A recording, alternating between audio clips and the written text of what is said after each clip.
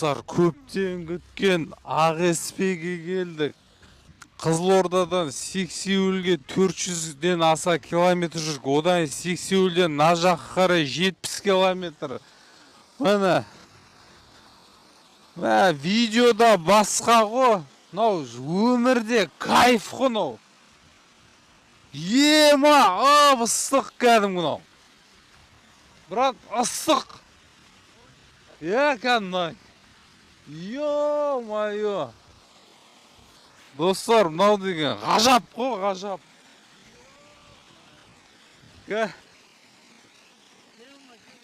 Тема. Кәдімгідей ыстық су. Құдайдың құдіреті шынымен. Суға түсу керек қой қазір. Дала деген минус 15 градус. Бірақ та, мына жерден сол 60 градус ыстық су.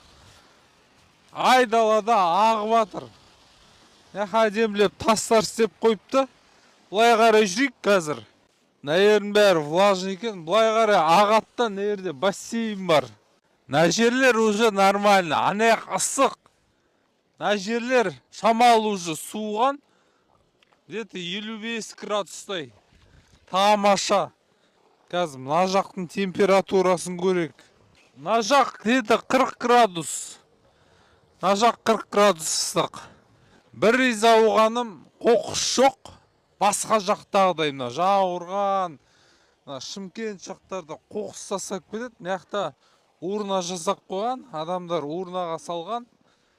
Парды қарасаңыздар, парды. Сөйтіп біз біраз айналып, мына бетінде арықты көрдік. Бұл жердің температурасы уже жылы, душтағыдай, яғни 35 градус. Анау менің артында тұрған каньонға ұқсас биік жерді көріп тұрсыздар ғой. Негізі Арал теңізі сол жерге дейін болған. Жалпы мына біз тұрған жер Арал теңіздің асты. Ал бұл Ағеспе горячий источнигі 1986 жылы бурение барысында табылған. Алдын ала айтып қояйын, бұл су ішуге арналмаған, себебі құрамында сілті бар, темір бар. Мен жай ғана қызық көріп ошаға суға түсуге келдім. Бірақ та ешкімге түс деп айтпаймын, себебі әркімнің организмі әртүрлі. Ал енді